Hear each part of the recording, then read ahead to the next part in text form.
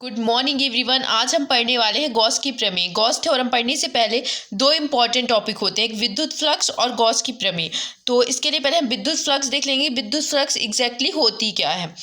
किसी विद्युत क्षेत्र में स्थित पृष्ठ से अभिलंबवत गुजरने वाली विद्युत क्षेत्र रेखाओं की संख्या उस पृष्ठ से संबद्ध विद्युत फ्लक्स कहलाती है। इसे फाई से प्रदर्शित करते हैं। यह एक अदिश राशि होती है। ठीक है। विद्युत क्षेत्र के अंदर की ओर अगर विद्युत क्षेत्र रेखाएं जो है वो अंदर की ओर प्रवेश कर रही हैं तो ऋणात्मक होती हैं, और बाहर निकल रही हैं तो धनात्मक होती हैं। ये क्लियर हो गया। और विद्युत फ्लक्स होता क्या है, विद्युत क्षेत्र रेखाओं को हम विद्युत फ्लक्स भी बोल देते हैं। जैसे डी फाई इक्वल टू, इसको डबल इंटीग्रेशन जहाँ होता है वहाँ पर हम उसे सरफेस इंटीग्रेशन कहते हैं, यानी कि पृष्ठीय समाकलन।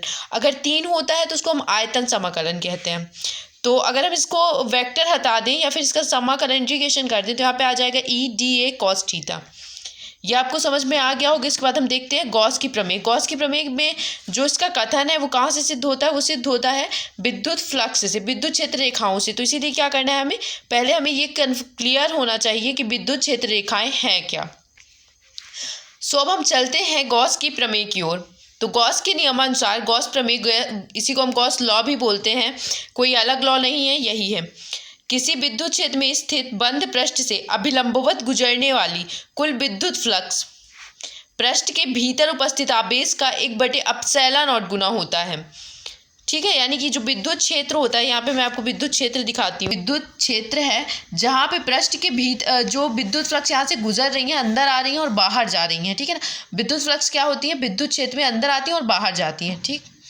तो यहाँ पे अंदर आने का नहीं दिखाया गया है, बाहर जाने का दिखाया गया है। ठीक है ना। तो इसी प्रकार या वैसे वो बाहर भी जाएंगी, तो इसको हम बोल देंगे विद्युत क्षेत्र में स्थित। ये विद्युत क्षेत्र हमने बना लिया, ये मान लीजिए हमारा विद्युत क्षेत्र है। इसमें कुछ विद्युत फ्लक्स अंदर की तरफ प्रवेश करेंगी और कुछ बाहर निकलेंगी।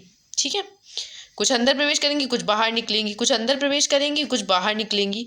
तो इसी प्रकार किसी विद्युत क्षेत्र में, ये हमारा पूरा क्या है, विद्युत क्षेत्र है, बंद पृष्ठ है, अभिलंबवत गुजरने वाली कुल विद्युत फ्लक्स, उसमें उसके भीतर उपस्थित, उसके अंदर कौन सा आवेश चार्ज होता है, क्यू चार्ज होता है, का क्या होती है, 1/ε0 गुना होती है। अर्थात phi equal to surface integration of E into d A equal to summation, यानी कि पूरे आवेश का जितना भी आवेश है, कहीं पर भी समीशन लगा है, यानी कि सभी आवेश का जो है योग यहाँ पर मौजूद है।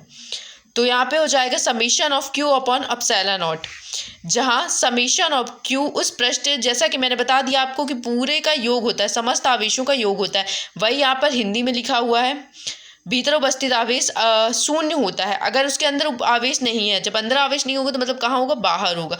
अगर आवेश बाहर स्थित है तो फाई इक्वल टू क्या होगा, double integration of E into d ए, जो कि 0 के बराबर होगा। जब आवेश ही उपस्थित नहीं होगा तो ये तो 0 के बराबर होना तय है हमारा। अब चलिए हम इसको देखते हैं, इसकी उत्पत्ति कैसे हुई। ये आपके 12th बोर्ड के हिसाब से बहुत ज़्यादा इंपॉर्टेंट है। देन आपको बीएससी के लिए भी बहुत ज़्यादा इंपॉर्टेंट है। वहाँ पे 2 सिचुएशन बनती है। प्रथम सिचुएशन यानी कि जब पृष्ठ के अंदर आवेश है, और सेकेंड सिचुएशन जब पृष्ठ के बाहर आवेश है। तो हम प्रथम सिचुएशन देखते हैं। जब दिया गया है जबकि आवेश पृष्ठ के भीतर स्थित है, चित्रानुसार माना बंद पृष्ठ जो है हमारा वो पूरा क्या है, एस है, जिसके भीतर बिंदु ओ पर क्या रखा हुआ है, प्लस क्यू चार्ज रखा हुआ है। यहाँ पर क्या रखा है, प्लस क्यू चार्ज रखा है, आवेश स्थित है। इस पृष्ठ पर एक अन्य बिंदु पी है जिसके चारों एक छोटा क्षेत्र जो है वो डी ए लिया गया है। देन क्षेत्रफल डी ए की जो दिशा है पृष्ठ के लंबवत है। देख सकते हैं आप, जो हमारा डी ए वो कहाँ जा रहा है, पृष्ठ के लंबवत जा रहा है। माना बिंदु पी है, बिंदु ओ से आर दूरी पर है। ठीक है।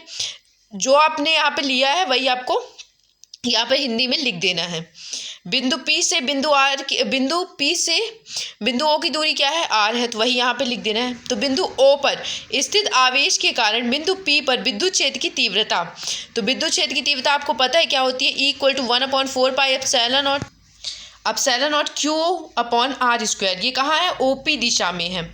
ठीक है ना। माना क्षेत्र डी ए तथा विद्युत क्षेत्र ई के बीच जो कोण बन रहा है वो कौन सा बन रहा है, थीटा कोण बन रहा है। तो क्षेत्रफल डी ए से गुजरने वाला विद्युत फ्लक्स, तो डी ए से गुजरने वाला, यहाँ पे आप देख सकते हैं यहाँ पे क्या दिया गया, डी ए दिया गया। तो क्षेत्र डी ए से जो गुजरने वाला विद्युत फ्लक्स है वो क्या होगा, थीटा है। यहाँ पे कोण कौन सा बना रहा है, थीटा बना रहा है। तो इससे पूरे विद्युत फ्लक्स क्या होंगे, d phi equal to E into d A. तो हमने देखा था पीछे कि जब हम इसका वेक्टर हटाते हैं तो किस दिशा में होता है, पैरेलल में कॉस आ जाता है, और जो लंबवत होता है उसमें साइन आता है। तो यहाँ पे क्या आ जाएगा, हमारा कॉस आ जाएगा। ठीक है, समीकरण नंबर 2 इसे दे दीजिए। फिर हम आते हैं उपरोक्त समीकरण में ई का मान रखने पर। अब हमें क्या करना है, यहाँ पे ई की वैल्यू पुट कर देनी है। और जब हम यहाँ पे ई की वैल्यू उपरोक्त समीकरण में ई की वैल्यू पुट कर देंगे तो ई की वैल्यू समीकरण नंबर 1 में क्या दी गई, 1/4πε0 × Q/r²। D A cos theta यहाँ का है, लेकिन अगर हम इसको D A cos theta r² को एक जगह लिख दे तो उसका कुछ मतलब निकल सकता है। बताइए अब D A cos theta upon r² किसके बराबर होता है? अगर आपको पता है तो आप बताइए, अदरवाइज मैं बताती हूँ कि जो हमारा D A cos theta upon r² है डी ओमेगा के बराबर होता है। D phi = Q/4πε0 × D omega, जहाँ क्षेत्रफल डी ए द्वारा ओ पर आंतरिक घन कोण है। फिर इसके बाद हम देखते हैं, अतः संपूर्ण बंद पृष्ठ एस से होकर गुजरने वाला विद्युत फ्लक्स फाई = क्या होगा, समेशन ऑफ डी फाई, यानी कि पूरे पृष्ठ से होकर गुजरना है। तो सभी का क्या लेंगे, हम योग लेंगे। तो योग = Q/4πε0 डी ओमेगा। तो यहाँ पे क्या करेंगे, जो भी हमारे कांस्टेंट वैल्यू उसको हम बाहर निकाल लेंगे, डी ओमेगा बचेगा समेशन में। ये समीकरण नंबर 5 हो गया। अब हम यहाँ पे देखते हैं, चूंकि किसी भी बंद पृष्ठ के अंदर स्थित किसी बिंदु पर आंतरिक घन कोण जो होता है वो क्या होता है, 4π होता है। तो यानी कि समेशन ऑफ डी ओमेगा = क्या हो जाएगा, 4π हो जाएगा। अब समीकरण 5 हमारा क्या होगा, यहाँ पे हमें 4π की वैल्यू इजीली पुट कर देनी है, बस और कुछ नहीं करना।